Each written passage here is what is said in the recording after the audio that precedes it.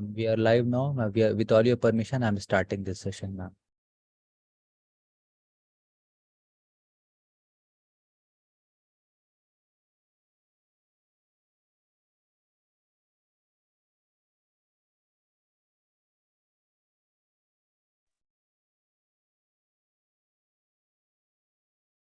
Good evening, everyone present here. I welcome all the participants on today's session.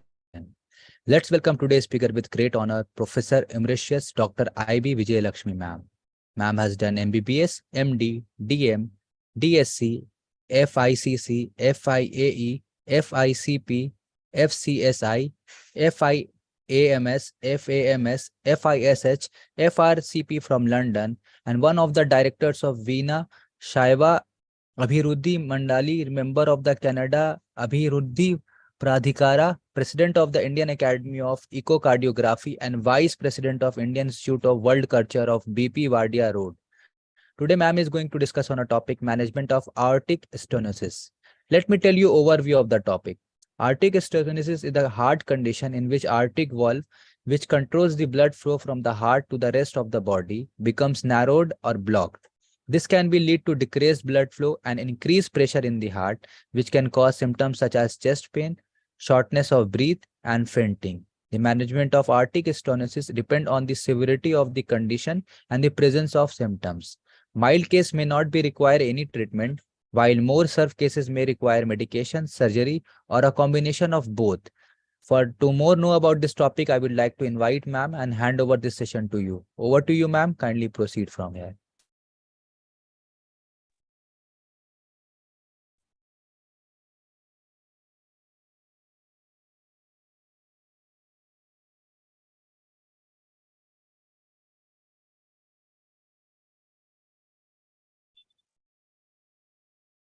Thank you so much. Good evening, everybody. It's my great pleasure and honor to be here at the IJCP Med Talk.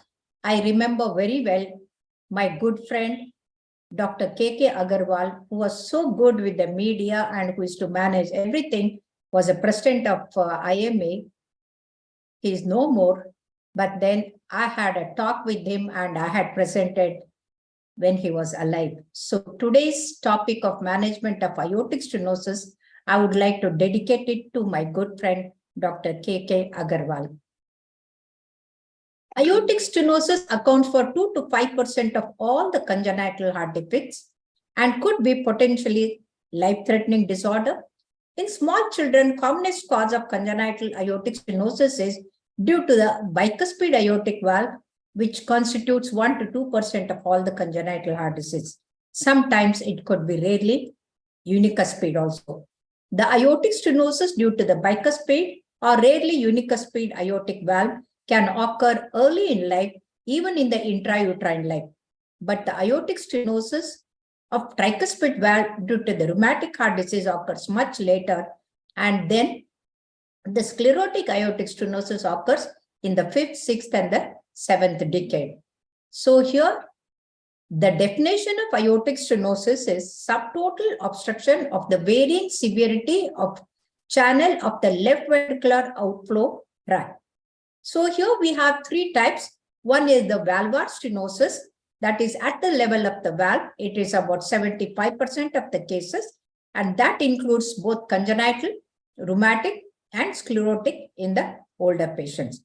Then nearly 23% of them have subvalvar or the subaortic stenosis, and then only 2% of them have the supravalvar aortic stenosis. So valvar, subvalvar, supravalvar. These are the 3 types. If we look at in the history, about 400 years ago, Leonardo da Vinci sketched the bicuspid aortic valve, a variant of aortic valve. In 1956, Mayo Clinic, they first operated on the supravalvar aortic stenosis. Now it is a gold standard for the management of supravalvar.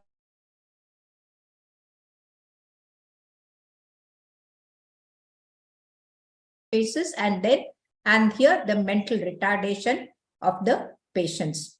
Then Labadadi introduced the balloon aortic valvuloplasty in 1983. And since then, we have not looked back. we have been progressing and improving and refining our management. Now, coming to the definition of the valvar stenosis, it is an obstruction at the level caused by the imperfect cusp development with the leaflet thickening and the fusion of the raphe. Etiology is unknown and incidence is anywhere between 3 to 6%. Male to female ratio is 4:1. So it is more common in the men. 10% present in the infancy with the congestive cardiac failure, whereas a murmur is heard in the older patients.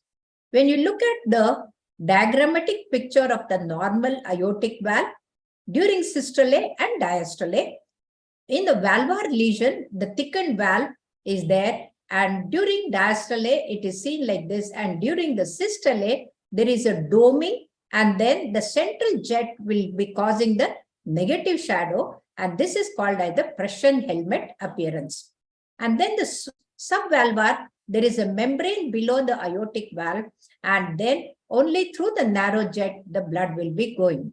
And in the supravalvar, just above the or at the coronary arteries, there is narrowing, and this is the supravalvar aortic stenosis. When we come to the morphology, the aortic valve, nearly 70% of them have the bicuspid aortic valve, 30% have the tricuspid aortic valve, and the unicuspid and quadricuspid aortic valves causing stenosis is extremely rare.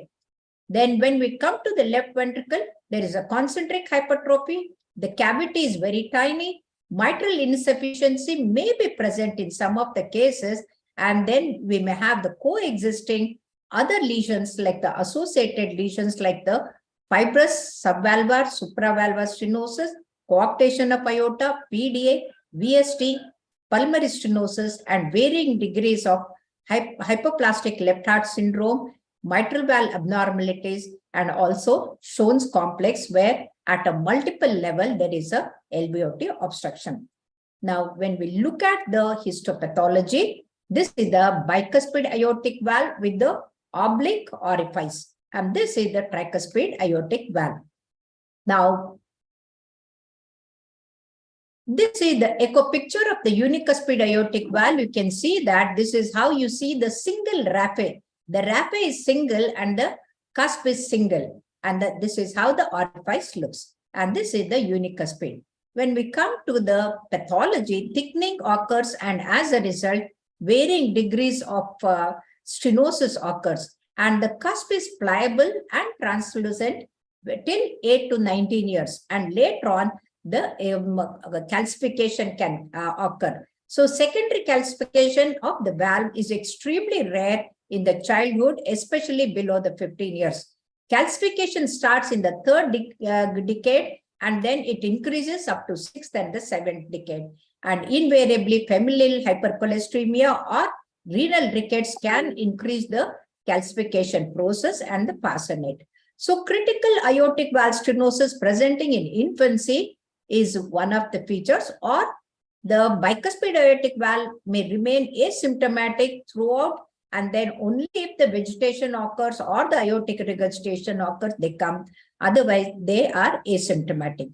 Mild to moderate severe aortic valve stenosis is setting of a domed valve, and that is important. The critical valve stenosis with the hypoplasia of the aortic root, ascending aorta, excessive septal hypertrophy, almost like looking like a tunnel.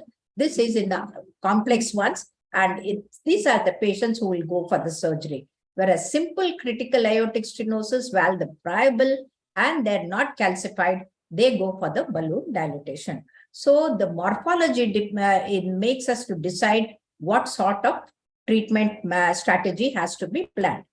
Now, coming to the pulse, it's a classical pulse is the slow rate, slow rise, sustained peak, and the gentle collapse with the narrow pulse pressure, and that is called as pulsus tardus.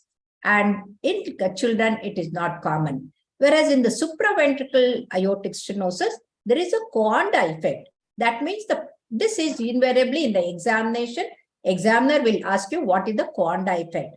So preferential streaming of the high velocity jet of the blood into the orifice of the right innominate, causing the higher blood pressure and a better pulse felt on the right upper limb. So compared to the left, almost 10 millimeters of mercury BP will be higher in the right. Rarely, selective narrowing of the origin of the left carotid and left subclavian are seen. Invariably, JVP is raised, A wave is very prominent, and that's how we can make out the features on inspection. Now, coming to the palpation, there is invariably thrill. A systolic thrill is felt, and this systolic thrill is much more severe in the subaortic stenosis, and almost grade 4 to 5/6 murmur will be there in the subaortic membrane. There will be presystolic palpable fourth sound indicating the severe aortic stenosis.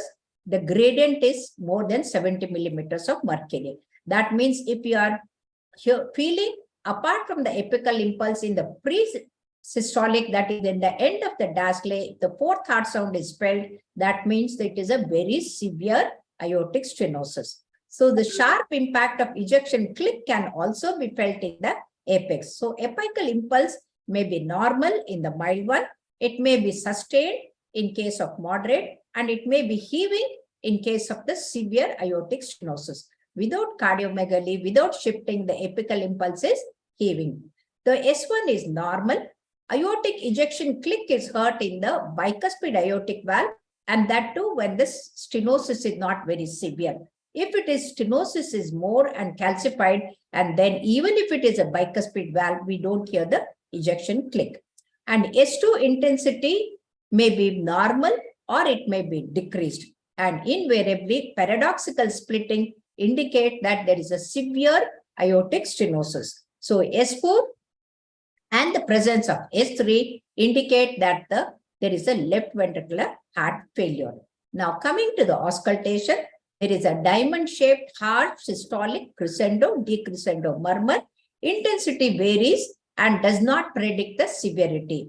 But the peaking of the systolic murmur can tell us if the late peaking is there, it is a more severe one. So early diastolic murmur of AR may be present, and this is how in the mild, you hear the ejection click loud one, and the crescendo, decrescendo, diamond-shaped ejection systolic murmur and A2, P2 are normal. In a moderate, ejection click is heard, the peaking is much later, and then A2, P2 become 1, and there is a single S2.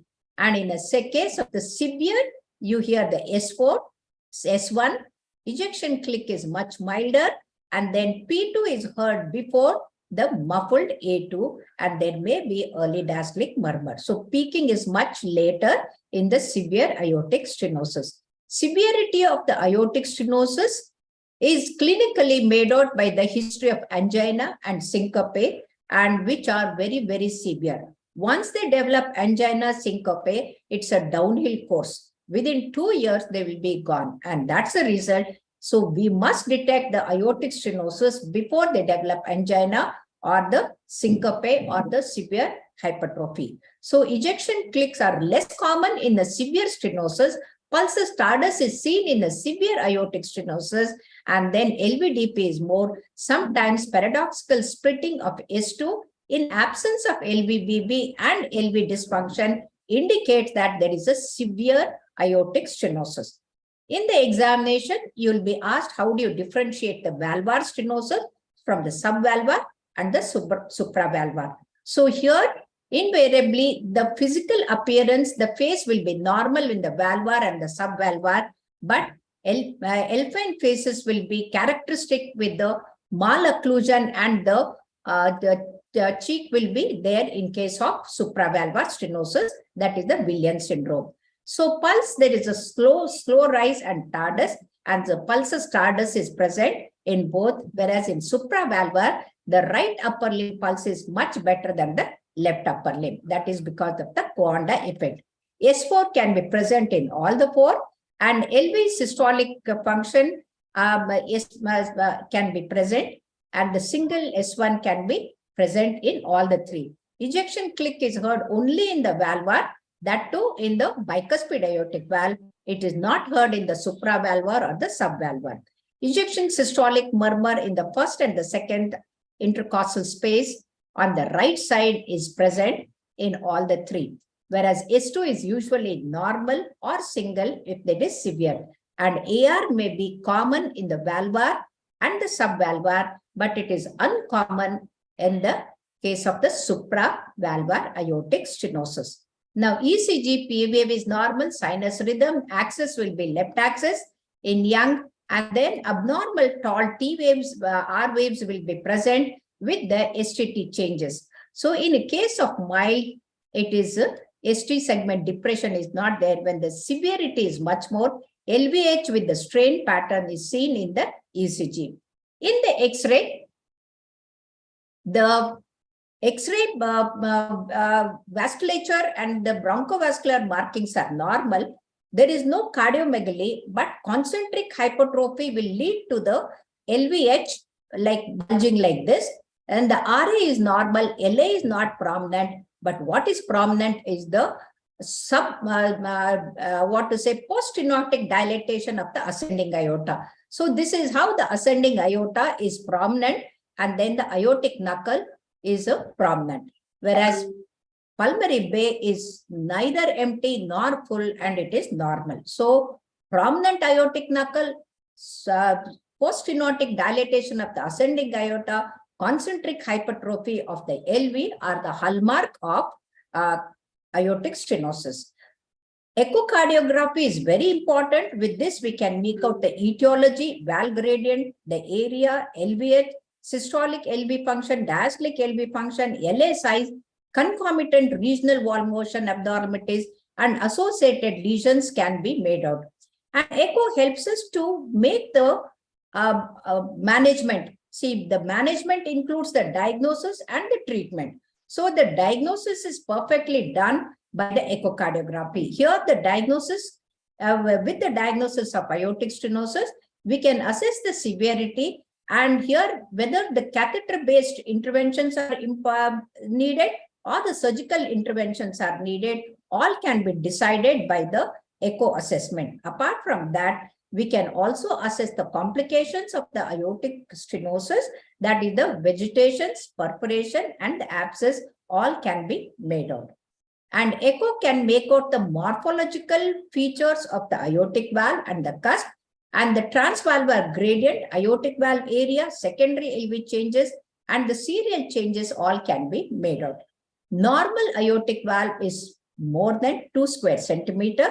Mild is 1.5 square centimeter. Moderate is 1 square centimeter. Severe is 0.75 square centimeter. And critical one is less than 0.5 square centimeter. So this is how with the area we can make out. So maximum long axis aortic cusp separation, not less than 8 millimeter is the severe.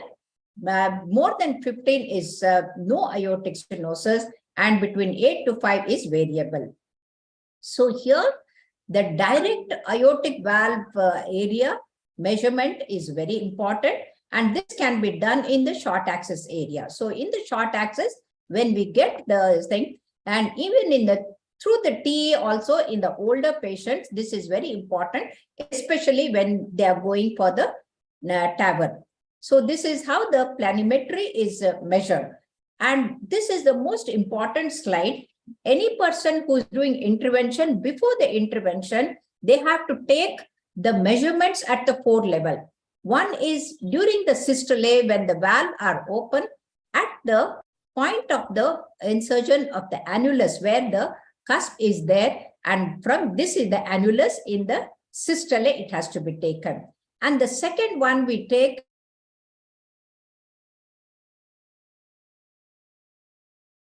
are there, and then beyond that, and also the in the ascending aorta. So these are the 4 levels at where we can take the levels.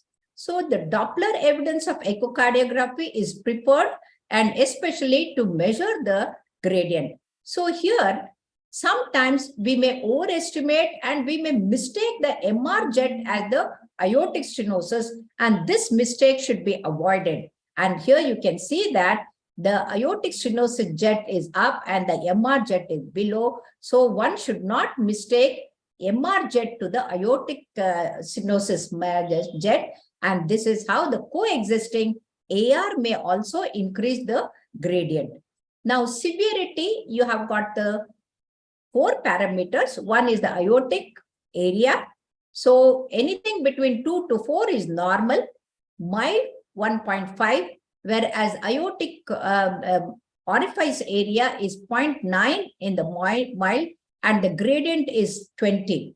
In case of moderate, gradient is 20 to 40, and in severe, gradient is 40 to 50 or even more. So in critical, it is 70, 80, even 110. So this is how we can make out. So aortic valve with the continuity equation method also can be measured. So sometimes we may not get the proper assessment, and that time, especially in the older patients, dobutamine stress test is important to make out whether there is a severe aortic stenosis or not.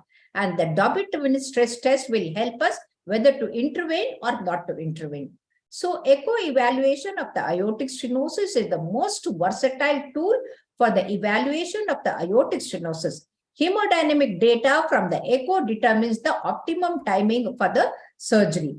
So subvalvar, the etiology is unknown, but congenital and potential. So here, incidence is between 8 to 20%, and male to female ratio is 2:1. And here we can see that it can be a part of the Schoen's complex also. In the subaortic membrane, there are 3 types. One is the discrete membrane, which is like a diaphragmatic, or it may be a thin or a thick muscular base, and like a collar, it may be there. The second one is the fibromuscular ridge, and this is seen about 10 to 20% of the cases. And the third one is the third stage, very severe subaortic stenosis, where it has become like a, like a tunnel. So I will show you all the 3. And here, this is the patient. Because of the murmur, they thought it was a rheumatic heart disease because of the fever. They put the steroid, and the patient developed primary complex, was flared up, went with the meningitis, and then from the NIMHANS, the patient was referred to me. So why the diagnosis was missed was, without echo, we cannot make out what is the cause of the aortic stenosis. Here you can see that this is not the aortic. This is the aortic valve, and just below the aortic valve, there is a thin discrete membrane. And this is just 1 or 2 millimeter below, and as a result, this was missed and mistaken as the rheumatic heart disease. So this can be avoided with the proper echo. And here you can see that in the apical 5-chamber view, you can see that there is a concentric LVH, LV cavity is small, and in this is the aortic valve, and in the subaortic region, there is a severe narrowing and with the gradient. And this is almost like a tunnel-like, and this is literally a tunnel. You can see that the fibromuscular ridge is so severe that only a small portion is there, and this patient had almost 210 gradient across this tunnel. And this patient ultimately went for the surgery. So this is how the tunnel looks in the parasternal long axis. And invariably, these patients may have the mitral regurgitation also. And hence, these are the patients, they go for the surgery, because gone are the day when in the past I used to do the balloon dilatation for 1 or 2 patients. You can see that there is a discrete membrane, and this is the subaortic membrane, and this is the mitral valve. Do not mistake the negative shadow of the mitral valve as the membrane. So the block is somewhere here. And why we stopped doing the balloon dilatation of the subaortic membrane is, without excision, if the flap is left, and that flap will cause the turbulence and damage the aortic valve. So later on, they'll have to go for the aortic valve replacement. And instead of that, excision of the subaortic membrane is a much better treatment compared to the balloon dilatation. Hence, nobody does the balloon dilatation as on today. Now, aortic valve invariably usually normal, and then left ventricle morphology coexisting lesions like BST, interrupted aortic arch, PDA, coarctation, pulmonary stenosis, tetralogy of Fallot, AST, AP window, all should be looked for carefully when we are doing the echo, because the decision of how to manage depends on the coexisting lesions.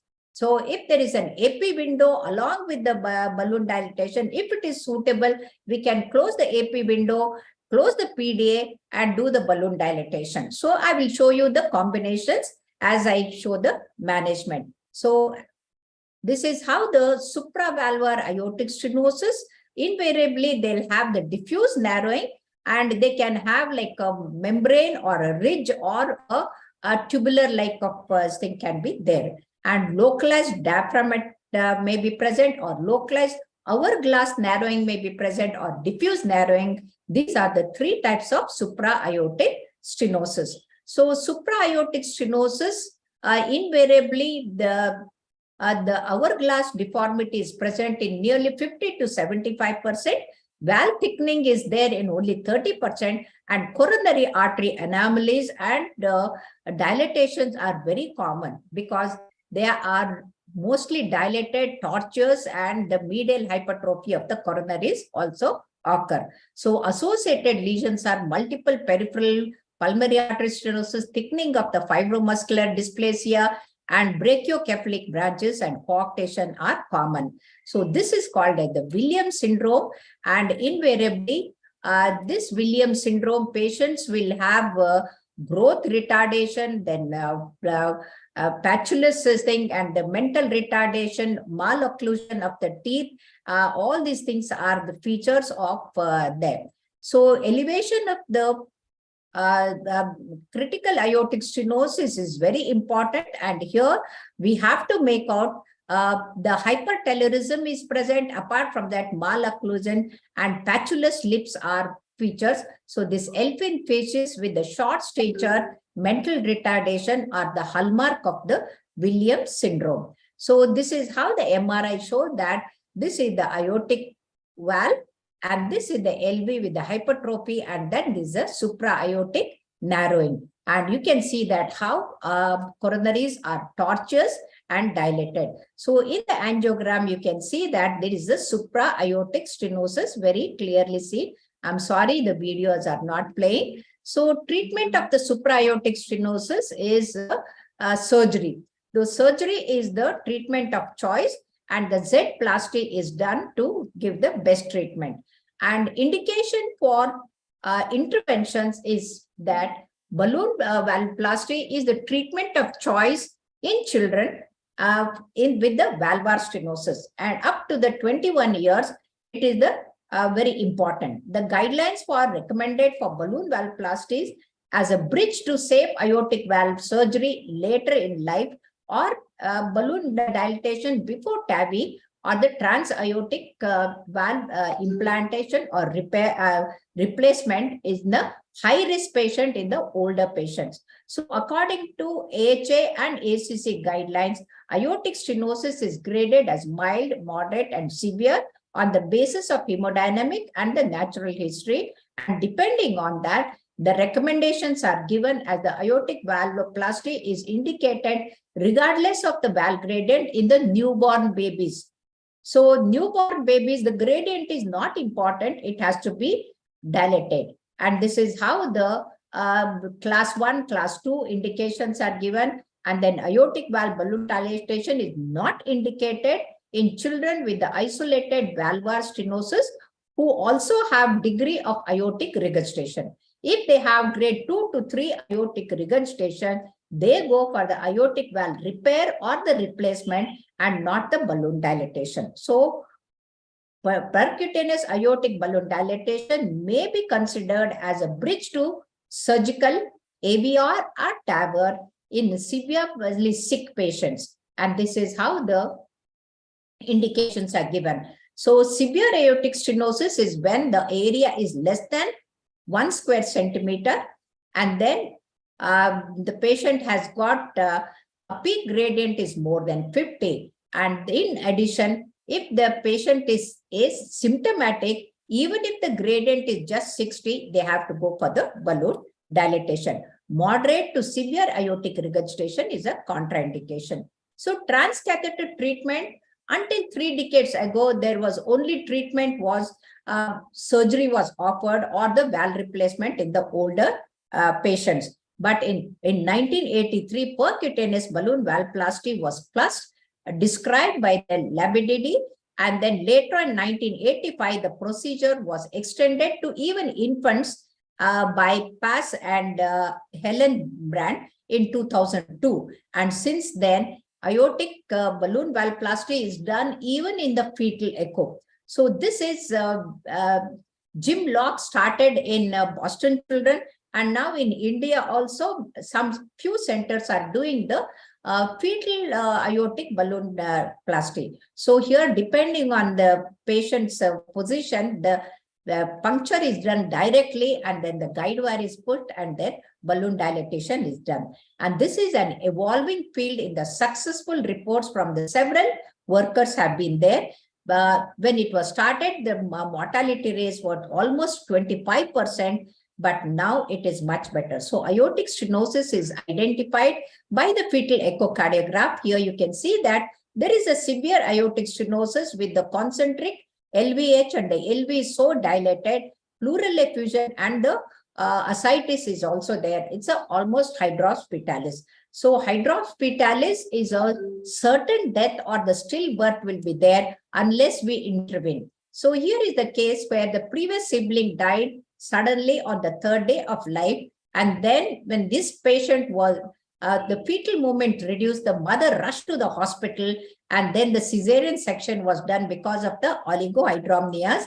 And then the baby did not cry. Breathing was a problem. So baby was ventilated and then was put on the inotropes and shifted to our hospital. So the emergency echo showed that there was a critical pinpoint aortic stenosis, and ejection fraction was only 30. The gradient was 36.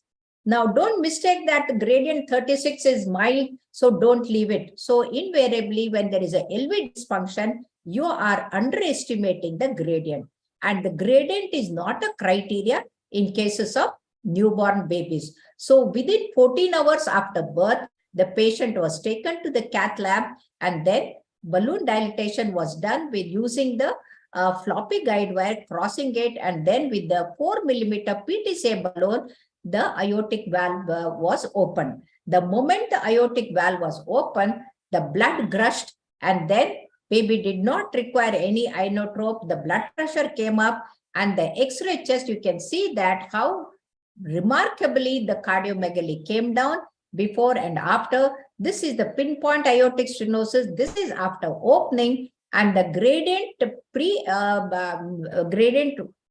which improved with the ejection fraction, and from 30%, it improved to 60% after the balloon dilatation, and the gradient, mean gradient was only 30 after the balloon dilatation. It was such a gratifying and satisfying result that when this patient came at the age of 9 for the follow-up, the child was so mischievous and not able to be controlled by the mother.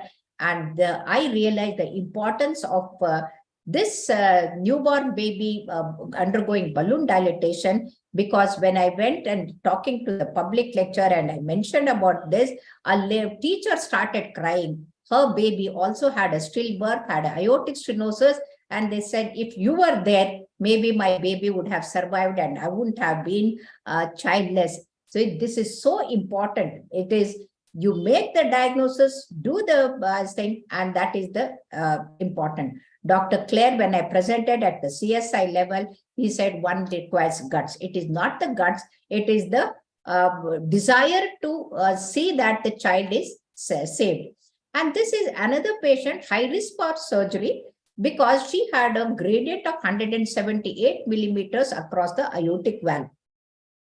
And this was a bicuspid aortic valve with a severe stenosis, achondroplasia patient, and full-term pregnancy. So I did the balloon dilatation, covering the abdomen and the baby, taking the precautions for the radiation. And in the evening, she developed labor pain, shifted, she underwent cesarean section. And she came after 1 week to show her baby, a beautiful baby. I was so very happy, gratifying that the anesthetist could give anesthesia once the gradient had come down. But unfortunately, she didn't come back. And after 2 years, she came back only when she was pregnant again. So the catheterization in the cath lab, recording the pressure tracings is very important. Here you can see that the LV pressure is almost 162 and the aortic is 162, gradient is there. And this is, you have to keep 2 catheters and simultaneous pressures have to be taken.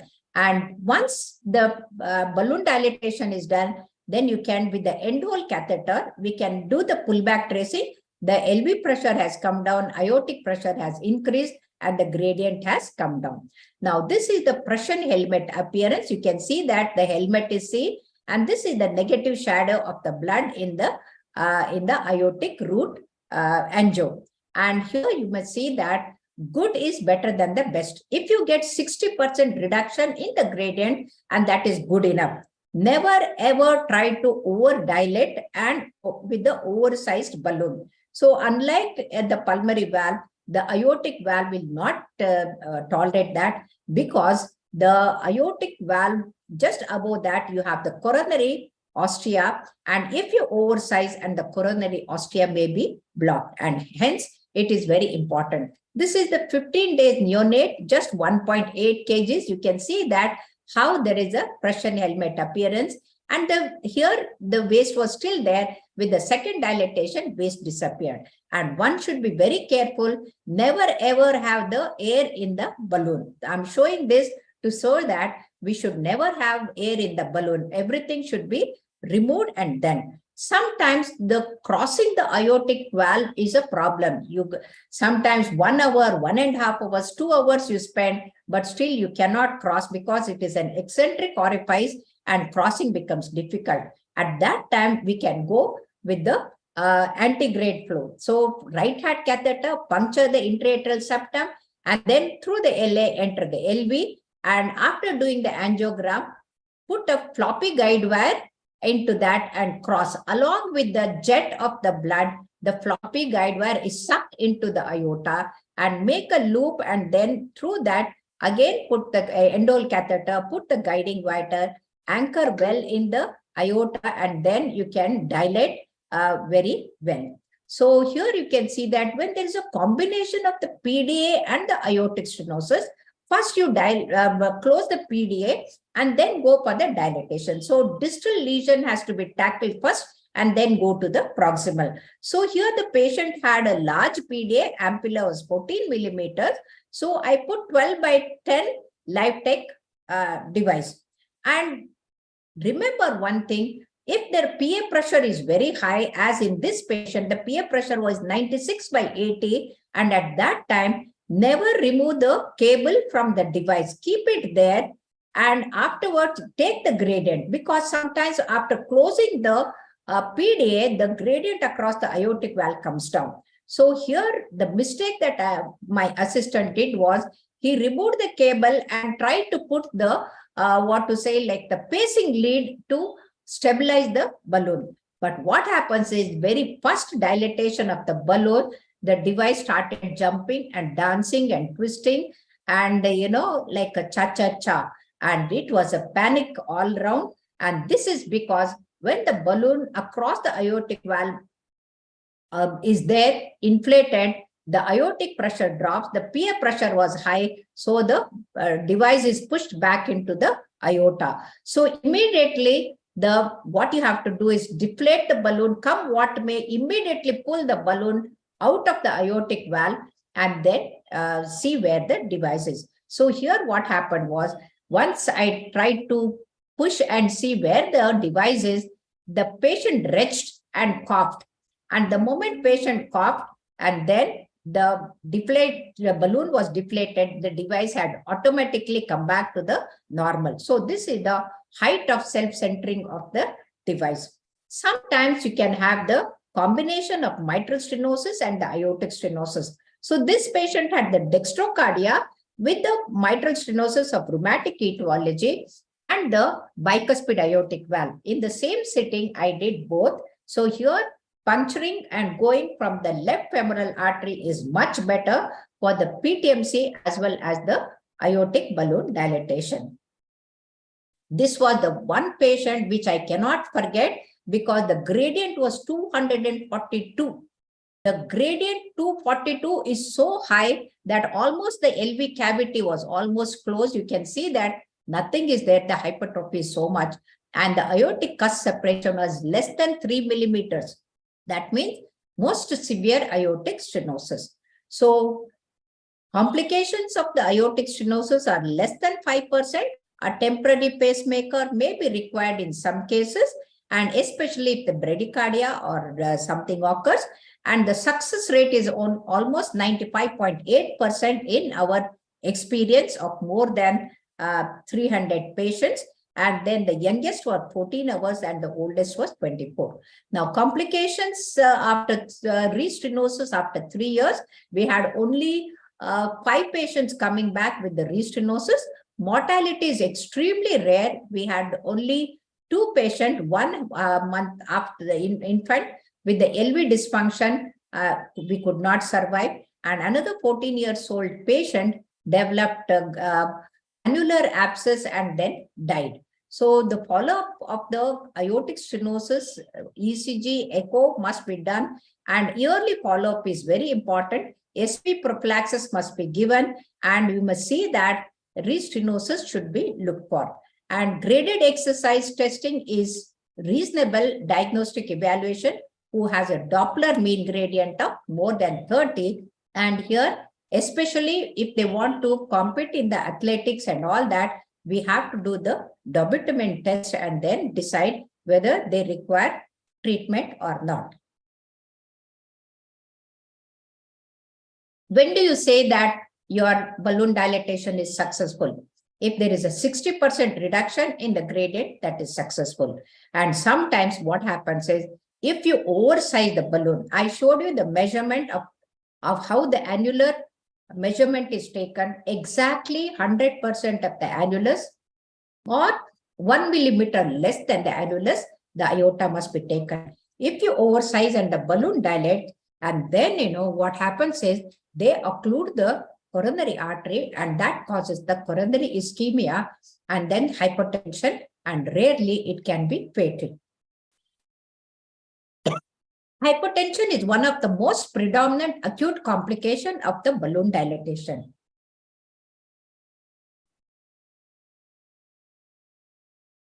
The angioplasty, congenital anomaly registry, valvoplasty and angioplasty, that is VACA, they gave their data, success rate was almost 96%.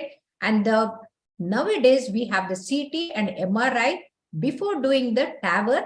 This is excellent to assess the all aspects of the aortic stenosis, the annulus, the coronaries, and then the other things. So balloon aortic valvoplasty is done in all the patients undergoing transcatheter aortic valve implantation and allow the balloon valve assembly to occur across the aortic valve. So balloon aortic valvoplasty has been attempted in stenosed surgical bioprosthetic valves also, because if they are not suitable and for the redo surgery, and then as a palliation, the balloon dilatation can be done. And this, in the literature, there is a mixed report.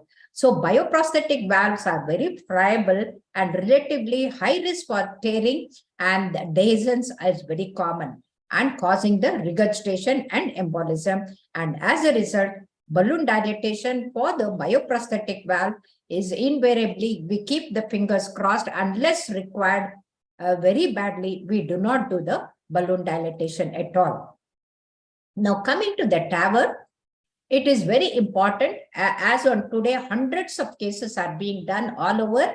And here, the retrograde method is like a femoral puncture. We do through the femoral puncture. Before doing that, the feature of the common iliac artery, whether they are tortuous, calcified, all that has to be seen, because a stiff, big sheath to introduce it becomes difficult. So initially, put the balloon across and then dilate it. So pre-dilatation is important. Otherwise, if the pre-dilatation is not done with the severe stenosis, then the balloon may go ahead and the device may migrate. So here you can see that care has to be taken whenever you are pushing the balloon mounted valve. So here you can see that if the balloon goes ahead and the device, the valve is back, you must bring it back and then snugly, you have to crimp it nicely and then take, so that there is no migration. And then carefully take it across the aortic valve, position in such a way that the coronary arteries are spared.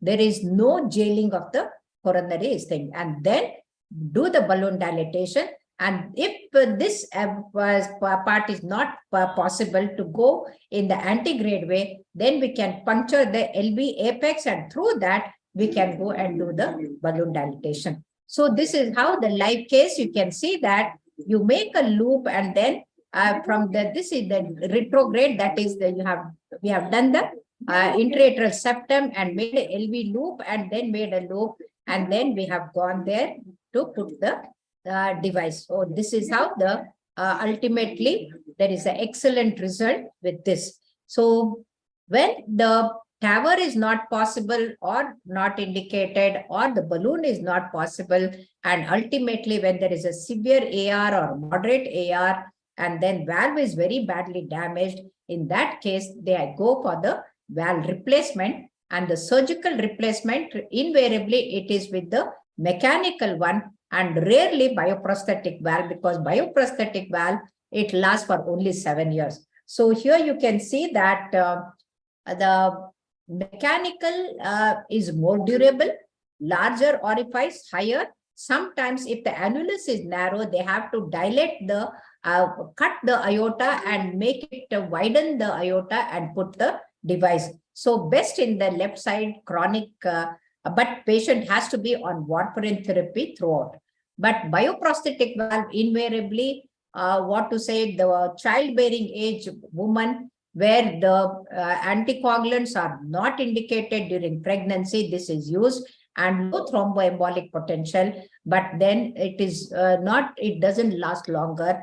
After 7 to 10 years, there is a degeneration or the restenosis. So if you look at the natural history, in infancy, almost 10 to 20%, almost always severely, rapidly progressive into congestive heart failure, and untreated patients, almost 23% of them die before celebrating their first birthday. And that's how we know we have to do it on a war footing as an emergency in the infancy or the newborn babies. And beyond 1 year of age, congestive heart failure is rare, but sudden death can occur. I have my own friend's child, while going to the school, running to for the school bus, the child dropped dead. And she didn't even know that the child had the bicuspid aortic valve with the stenosis. So invariably, they've developed not only where the stenosis progresses, bacterial endocarditis can occur. So once the bicuspid aortic valve diagnosis is made, SB prophylaxis is a must. Otherwise, they'll have the thing. So here, to conclude, friends, aortic balloon valvoplasty is safe, effective, attractive, alternative to surgery. At times, the replacing the surgery or acts as a bridge to the safe surgery later on. But you should not be distracted. Otherwise, if your mind is distracted, you can see that attractive should not have the distraction in order to not to have the crash in the cath lab. So for the proper management, you have to have the assessment has to be proper, echo has to be meticulous, and then to conclude, finally, the best physician is the one who is capable to distinguish between the possible and the impossible. Possible is the newborn babies or even before birth, fetal aortic stenosis can be treated with the balloon. And not possible is when there is a supraaortic stenosis and the subvalvular stenosis, they go for surgery with the thick scar. And this is how the scar will be there with the surgery, whereas the intervention, there is no scar even if the make out. And that is the beauty of the interventions. So thank you very much for your kind and patient hearing. Thank you. Thank you so much, ma'am, for giving your valuable time and sharing your knowledge with us and making this session informative one. I definitely think this session knowledge is going to help all the participants who have joined this session. We have received some question from the participant. If you allow, can I take this question with all your permission? Please, please, please. Okay, thank you so much, ma'am. Moving forward, I can see first question is, what is the role of percutaneous balloon valvoplasty in the treatment of aortic stenosis? Aortic stenosis means the aorta, not valvar. Yes, ma'am. That just Okay, so then that can, valvoplasty. no, but that is what I described. No, the balloon Yes, valvoplasty is the treatment of choice for any valvar stenosis, but not for the subvalvar, the supravalvar. The subvalvar stenosis, supravalvar stenosis, they go for surgery. Valvar stenosis, newborn babies to the older patients going for the TAVR also, the balloon dilatation is the treatment of choice. Okay, thank you so much, ma'am, for explaining it really well. Moving forward, I can see another question. The question is, what is the significant about systolic blood pressure in patient with aortic stenosis? Invariably, the systolic pressure is low, the diastolic pressure is high, though there is a pulse pressure is very narrow. And as a result, there is a decapitation of the systolic blood pressure. So the systolic pressure is much less. And that is the reason you get the pulse stardust. That is the slow rising and sustained pulse is there. And the pulse pressure is very narrow.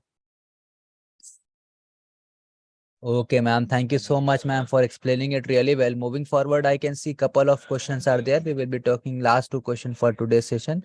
And the question is, what are the risk factor of degenerative calcific aortic stenosis?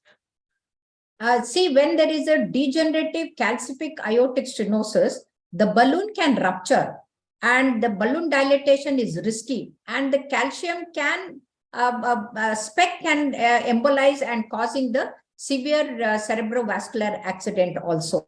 So as a result, instead of balloon dilatation, we go for the TAVR, that is a transcatheter aortic valve replacement. So now the TAVR has replaced just balloon dilatation in the sclerotic calcific severe aortic stenosis.